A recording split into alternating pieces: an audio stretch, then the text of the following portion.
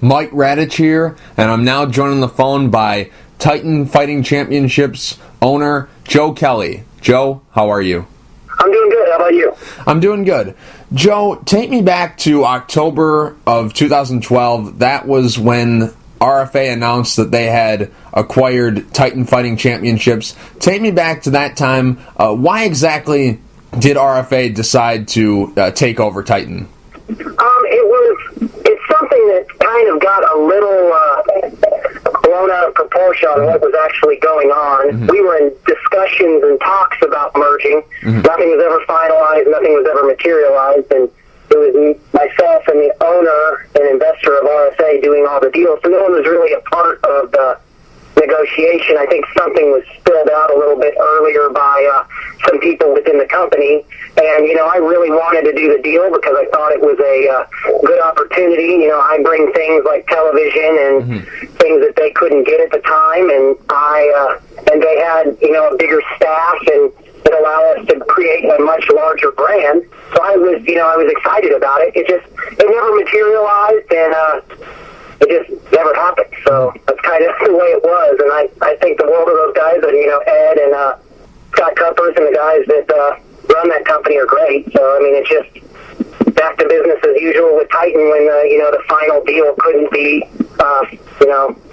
executed and finalized. So nothing really more to say about it than that. It just didn't really happen, kind of blown a little bit more out of proportion than what it was. Mm-hmm. So if you never worked for RFA and there never really was this merger that happened, why was there such a big gap from event to event for you?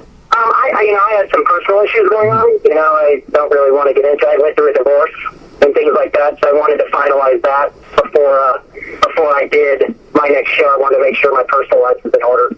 Mm-hmm. You definitely don't want to do something, when you don't have you're not focused and going through all that. It's a big transition. We had a child and working through all that, and so that was really the only reason. I could have had earlier dates and I could have plugged through. I did 6 events while we were going through the divorce, and then the RFA, I did 2 shows with RFA. There were 2 November shows while we were in the negotiation period. They did 2 shows off my TV contract, so there was every intent to do the deal. It just didn't materialize, and I have other businesses that I own and run that I was focusing on and trying to wrap up business from that my ex-wife and I did together, and it just something that didn't work out, and the dates that were available once I decided to do shows again didn't fit my schedule or the venues I wanted to do, so we just waited and did the show in June, and that's really all there is to it, just my personal choice rather than anything else. Mm-hmm. Not that it matters anymore because now you're doing your own thing with Titan and RFA, they're doing their own thing, but when the announcement was made that there was going to be a merger, they classified your role as just being various roles. What was the negotiation like for your end? What was supposedly going to be your role had this deal come through?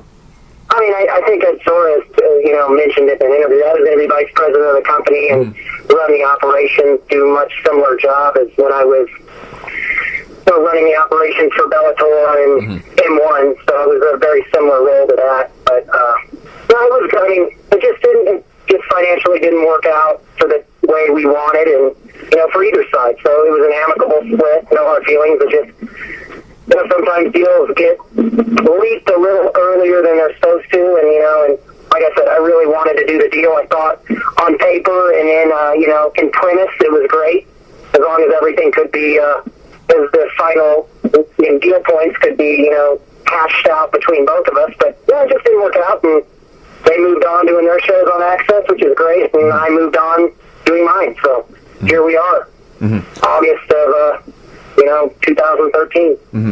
Now, correct me if I'm wrong, and if I'm way off, just please tell me, but it always feels like when you work for these other organizations, they just kind of, for lack of a better term, use you for your connections, and then you go back to, working with your business, Titan. That's kind of seems to be the thing that you're married to the most, is your own brand, but it feels like when you work for these other organizations, they just, suck up your contacts, and then you're out the door. I wouldn't say they use me. I get pretty well compensated, so it's it is a choice on both sides. I know that when you do consulting roles, that's what anyone does. I have consultants that work for me, And I feel like I'm a pretty astute guy, pretty intelligent, so when I think I can do what they do for me, that's business.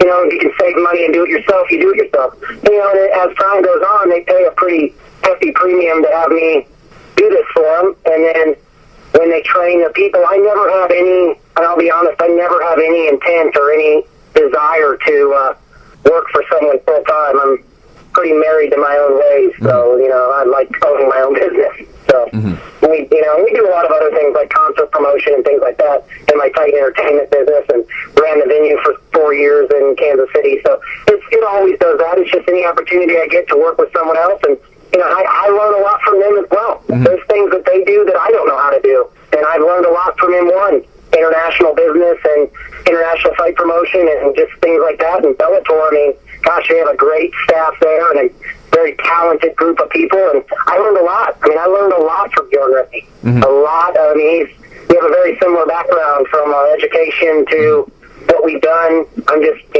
15 years younger than him, 10 years younger than him. So, I mean, I've learned a lot. So, I mean, it's helped me grow my business. So, I mean, it's mutual, I'm sure. Was that always the plan with Bellator, because when you were working for them, they were still a very, very small. I think when you started with them, that was at the beginning, right? When they were on ESPN. I was the second season, and I ran everything. And as it got bigger, they got bigger, and and honestly, that was the closest I ever came to shutting Titan down for a little while and working for someone. I had a pretty great opportunity with them to work full time, and I have a daughter, was going through a divorce, and a move to California was not in the cards for me. And that was kind of something that would have had to be done eventually, because that's where their corporate offices are. And they worked with me for a year and a half, letting me live in Kansas City and just travel. But I mean, I'm family first. I work at McDonald's before I leave my daughter. So, I mean, it's like just that's just who I am. So.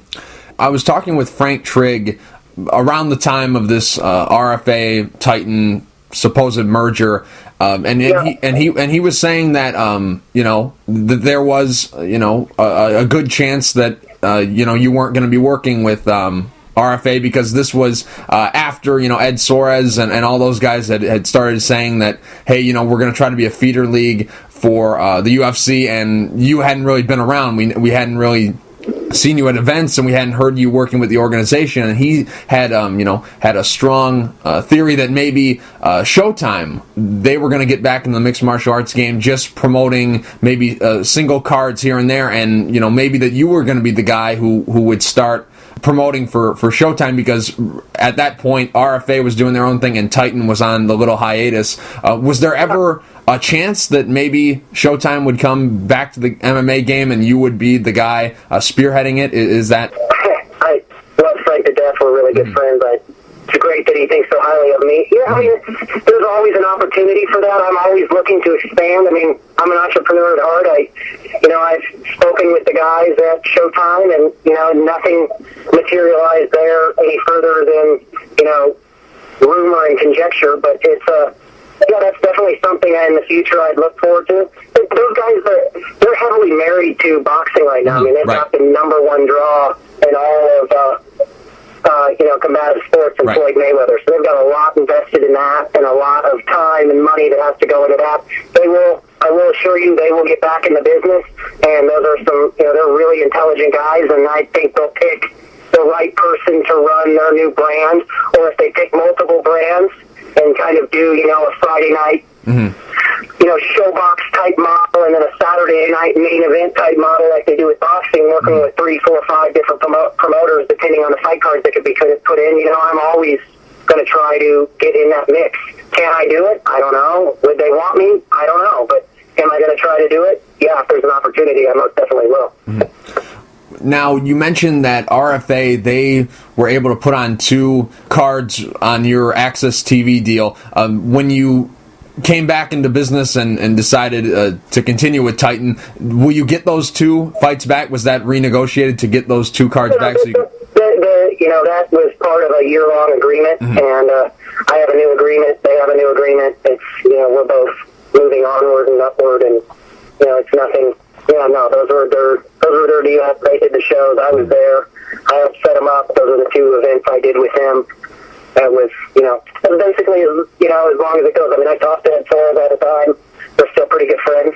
So, I mean, it is what it is. We worked out. In the end, it worked out for both of us. So. Mm-hmm. Your last event, Titan FC 25, that was on the military base. There were some rumors going around about how the show wasn't that profitable. Is there any legs to that? Was the show a success, or was there not that much money being made for that event? I mean, your success is relative, and the things that show does for our brand, being on the military base, and the helping out the MWR and all that. It's that show is different than any other show I do. So, like I said, success is relative on that event. It doesn't mean that it did what it was supposed to do. Could it have done better? Yes. Could it have done worse? Of course.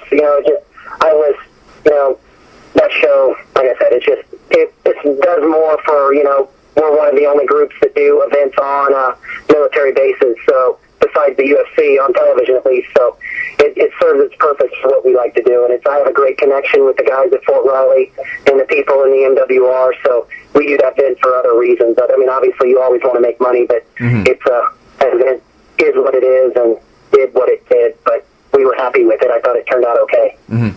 I'm pretty sure that was your second show there, or your third show? Second show. Yeah. I mean, the first one was, the first one was obviously a little better from, crowd turnout and things like that, because it was the first time we did it there. But, event promotion is very fickle business. What could be great on one day might not be so great the next. Right. So it's ebbs and flows in the entertainment business. So. Yeah, people were just worried because, the crowd, the turnout wasn't really a big turnout, and you had Bobby Lashley on the card, and people were starting to wonder, he's got to be, commanding a pretty big purse, so that's where all the, worry like I came said, from. It wasn't as large of a crowd as the last one, but Bobby came in last minute. We had James Krause, who was going to main event and rematch Clay French, but as we all know, James got his big UFC break, and James is a personal friend of mine, fought most of his fights for me, so he, before he did his 3 or 4 or 5 for the RFA. But, you're obviously not going to take an opportunity away from someone like that when they can go to the UFC. He ended up fighting spectacularly and winning, and fight of the night, submission of the night, and all that. I mean, it was awesome. So, it is what it is. Like I said, ebbs and flows. It could have been worse. How about Clay French? Will he be back, or was that kind of just something that James Krause, he was on this great winning streak, and that fight had only been the only blemish on his record for a long time, and was that kind of just something where it was kind of the last piece of the puzzle to get him back to the UFC, and it made sense to fight Clay French, or are you open to bringing Clay back? I'm open to. Clay's a great guy. I mean, his manager's a great friend of mine. I'd love to have Clay back. It just has to fit in our show. And it has to fit the location we're doing the show, and all the pieces would have to be right. But we are totally open to having Clay French back, and because we had to pull him out of that one, if there's an opportunity to bring him back, we would do that sooner rather than later. Titan 25 was originally supposed to be an outdoor event. Tommy Spear was filling in for Drew McFedries, and he was going to fight Zach Cummings, but that card got canceled because of the weather. Are there any other plans to put on a outdoor event, or have you guys kind of scrapped that because, the weather? It would have to be very, we had the first Fort Riley show was supposed to be outdoors, and it hadn't rained for a month, and then there was a monsoon for 2 days, and we had to move it inside to the hangar, and then it was beautiful the day of the show. So, outdoor shows are very dangerous, especially in the Midwest, as you know, because it's weather's so unpredictable here. But yeah, I mean, there's some outdoor venues. A really unique one that we set up when I worked with Bellator that is outdoors but covered. That that we've been trying to get back to. That we probably will do a show there next year. And that's probably it. But as far as open air, outdoor, it'd have to. I don't even know if I'd risk it again. Seems like every time I try that now, it rains. I should call myself the rainmaker. Yeah. Should schedule an event in a place that's in a drought, and it'll rain there. When the RFA made that announcement that they were purchasing Titan or merging with Titan, they said that they were taking fighter contracts. Obviously, with this deal not coming together, they didn't take those. How many fighters do you currently have on your roster? Since we did the relaunch, we just kind of piecemeal our cards together for 2013. We'll start signing fighters again next year once we have a more concrete set schedule. We're kind of when we came back and I wanted to do shows, I was a little bit of a disadvantage because most of the dates had been gobbled up by the other promoters. So I've kind of taken what's available to do 2-3 events in 2013. Mm-hmm. But once 2014 comes around, we'll sign fighters again and do more of what we did in the past. Mm-hmm. Just curious, when Titan was on hiatus, did Invicta ever come and contact you and say, "Hey, want to come aboard and be a consultant"? Did they ever contact you? Because you're a Kansas guy, they're a Kansas-based promotion. It kind of fits. They did their first 3 or 4 events at my arena, mm-hmm. and Shannon's a great personal friend of mine, and they did the events there, and I helped out as much as I could, and they rented the arena from me. So from that aspect, but no, never ever asked to be a consultant or anything like that. No. Shannon has a very similar background as I do, so there'd be no reason to have 2 of those people mm-hmm. paying what it'd take to pay to do that, when Shannon can do it. Mm-hmm. She's very good at what she does. Right. Now, on August 30th, this event is going to be taking place at the Union Station. Mm-hmm. Is that the plan to, venture out to different venues just in the Kansas, Missouri area, or are you hoping to maybe take it, nationally to maybe a California, Florida? I don't know. Is that a plan for you? No, we'd probably just stay in the Midwest corridor, right. Iowa, Oklahoma, Nebraska, mm-hmm. Kansas, Missouri, places like that, and it's not really, I have great connections here with casinos and things, because I've been, before I got into MMA, I was, pretty heavy into boxing, so, we did a bunch of ESPN Friday night and Wednesday night fights and things like that, so I had a lot of great casino contacts with Indian tribes and things like that, so that's as far as we venture. No delusions to go and take this national, and, but like I said, we'll always stay in our lane, and if it's fiscally responsible, if it's fiscally beneficial, we do a show in California, but it has to be right. It's all based on the event and the premise of what we're doing. So, no real plans for that now, but I'm open to anything. Mm-hmm. For Titan 26 this Friday, the main event is going to be Dennis Hallman versus Dan Hornbuckle. I'm just curious on how this fight all came together because both guys are scheduled. Granted, it's November. Dennis Hallman's got a fight, and then in October, Dan Hornbuckle has a fight scheduled. Just curious, how were you able to put this fight together when guys already have bouts scheduled?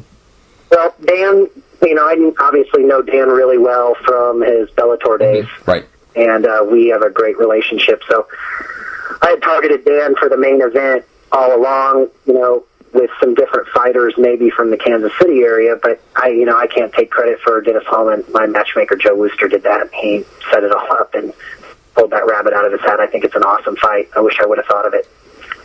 But I can't take credit for it. It was all him. But, Dan's good. I think they're doing the fight because, I think the winner probably gets back in mm-hmm. or gets an opportunity or at least gets a hard look. Mm-hmm. I mean, that's a great fight for out of the UFC or out of Bellator. It's a pretty high-profile fight for 2, guys that should have an opportunity to be back in the UFC one day. Mm-hmm. So, mm-hmm. I think they took that fight with that, idea in mind. It's a risky fight for both of them. Mm-hmm. If you lose, you get dropped to the bottom of the, bottom of the rung and have to build yourself back up. But if you win, you got a real win against a real high-caliber guy, and that's what they look for, when they're bringing guys in that are veterans. So. Yeah, I think it'd be beneficial for both of them, whoever wins. So, mm-hmm. Who do you think has more to lose in this fight? Hallman, given his age, and he just got released from the UFC? Yeah, I would say so. Mm-hmm. Mm-hmm. Dan's young though, and he also has the shtick that he was a big Bellator guy. He was, even though he didn't win the welterweight tournament, he was the face of Bellator really during the first, the second and third season.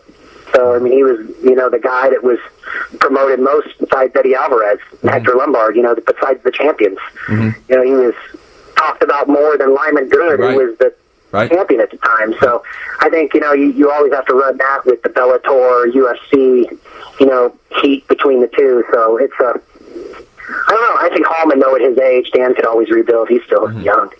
So. Yeah, Dan Hornbuckle, he had all those great knockouts in Sengoku, and then he came over to Bellator, and, people had already thought that he was going to take the belt right away from Lyman Good, and it was already a foregone conclusion. And then with the tournament style, it's unpredictable. Ben Askren, a guy who came basically out of nowhere. I mean, he's a great wrestler, but he just came completely out of nowhere and took that right away from him. But Hornbuckle and Hallman, this is a great main event. Do you view this fight as style versus style? Because Hornbuckle is very good on the ground as well as the striking, but his bread and butter is the striking, and Hallman is a very good grappler. Do you view this fight as striker versus grappler? Yeah, I mean, I would say that the way I look at it is, and I could be totally wrong, I think just size and range, Dan has a big advantage on his feet. Wrestling and grappling, I would say Dennis has a massive advantage over Dan. And then, from like submission and jiu-jitsu skills, I think it's pretty close, whoever you'd say has the edge. I mean, Dan's really good on the ground. I mean, his jits is really good. So it'll be interesting. It'll be a great transitions from, the boxing to the wrestling to then kind of a pretty even up, slight advantage to either or on the ground. So it'll be, once they get grappling. So it'll be exciting. What other fight on this card are you looking at? And maybe people aren't looking at that they need to be looking at. What's the fight on this card that maybe isn't getting the buzz that Hallman and Hornbuckle are getting, but still is a very good fight? The Alex White Roy Babcock fight's going to be great. You have an undefeated prospect versus Roy Babcock, who's a great prospect from this area. Fought for King of the Cage a lot, and signed with them when they were in the dying stages of their access or HDNet agreement at the time. So never really got the exposure and opportunity to fight on TV, but he's a really talented guy, so that fight's going to be great. I think they're two high-end prospects. It'll be really good, and I'm a huge Evan Kroom fan. Oh, yeah. So, yeah, I think he's awesome. I think, one of the most underrated, and if you are a prospect or someone that's going to fight, that is a guy I would stay away from, because he is the camp he trains at down at Jackson's, and then, he just gets exponentially better every time, and he's a handful, and he is a whirlwind. So you are definitely not going to have an opportunity to feel it out with him when you fight him. So he's an awesome fighter. So I think that's a guy that had some losses that maybe weren't losses or got the short end of the stick, but super talented, and he should be in the big show, either Bellator or UFC even. So it's I think he's got a good opportunity. I think he's going to do really well, but he's got a tough fight. And it'll be exciting. I think those three fights are really good. And then we've got some prospects on the show that are up and coming. That with Jason Witt and Henry Chianuma and some other guys on the undercard, guys that 3-4 fights down the road will be really highly touted guys. But they're getting that Anthony Gutierrez opportunity like we gave him. When he got to do all his fights on Titan leading up to, his subsequent Ultimate Fighter berth this year. So it's good. I think it'll be a really good all-around card with a really neat main event. I think it's going to be exciting to watch. Always good fights with Hallman and Hornbuckle, and like I said, Kroom, and is always exciting. So it's a good little show. Yeah, Kroom, I wasn't really sold on him until he fought Brian Davison the second time, because I thought, Davidson, he was going to be able to put it together because he had been looking great, and then I thought that he was going to be able to go in there and just, put on a striking clinic against Kroom, and Kroom ended up knocking him out, so I became a believer after that one. Yeah, Kroom's just a whirlwind if you watch it. I mean, it's hard to handle. I mean, in that fight with him and Junior Hernandez back at, I want to say Titan 22 or 1, I mean, it was crazy. I mean, that fight was awesome. And Junior Hernandez is in the UFC now. One of the most hard-nosed, toughest fighters in all of MMA, had a hard time. I mean, it's like I said, it's a whirlwind. Kroom is on you, and he is in shape, and he has a unlimited gas tank. So there's no breaks with him. So it'll be awesome. I think he's one to watch. And I think he's a guy, despite his record, when he gets his shot at the big time, he'll do well. just really personally believe that. Because he just, not many guys are like that, and, balls out, hard nose, like, it'll be funny. Mm-hmm. Is this fight going to be at 145 or 135? For Kroom? Yeah. 45, I believe. Oh, okay. Okay, because I wasn't sure, because I think a couple of his fights recently were 140 catch weights. I didn't really know. It might be a catch weight. I don't have the card in front of me. I know it was something a little obscure, so it might be a catch weight. Okay. There's a couple guys that have fought for Titan in the past that I wanted to ask you about, and maybe you can tell us, if or if not, they'll be back with the organization. First guy up, LC Davis. He's a guy who's fought for you in the past a lot. Will he be back? I would love to have him back. He was actually the original choice for main event for this show, and we're going to do something really good with him. We'd love to have LC fight for us, and he just had a family obligation 2-3 weeks prior that precluded him from fighting. But yeah, our next show at the end of the year, it's targeted to have him main event the show. Mm-hmm. Drew McFedries. I love Drew. He's super exciting. Like I said, I'm good friends with his manager. He was supposed to main event Titan, what would have been 25. The original Titan 25 in St. Louis against Zach Cummings, but got injured. So, yeah, we're always looking to bring Drew back as well. Mm-hmm. Drew's always someone that would always, anytime he wanted to fight for us, would always have a home for Titan, because I just think he's fun to watch. Mm-hmm. The last time he fought for Titan, he had a great fight against Gary Tapasula. He kept doing that thing where he'd look into the crowd and then he'd strike. Remember that? Yeah. I mean, he's a very entertaining guy, and he has got thunder in his fists. I mean, that's a guy that you do not want to get hit by. Because I always joked that before that fight, everyone was, I was a fan of Drew's when he was in the UFC, and everyone would talk about it. I said, you could literally smack Gary Tapasua in the face with a moving car, and you couldn't knock him out, and Drew knocked him out. So it impressed me for life. So that was a great fight. It's one of my favorite Titan fights. I have it on my computer. I actually watch it sometimes when I'm on the plane and I get bored. Mm-hmm. Yeah, it's a great fight. Jake Rochalt. Jake, that was a last minute deal. We'd love to have Jake back. Any of these guys are great fighters, but we haven't really spoken with his manager to talk about that. And we'd love to have him back, but not any real plans for that right now. Mm-hmm. I see. Abe Wagner.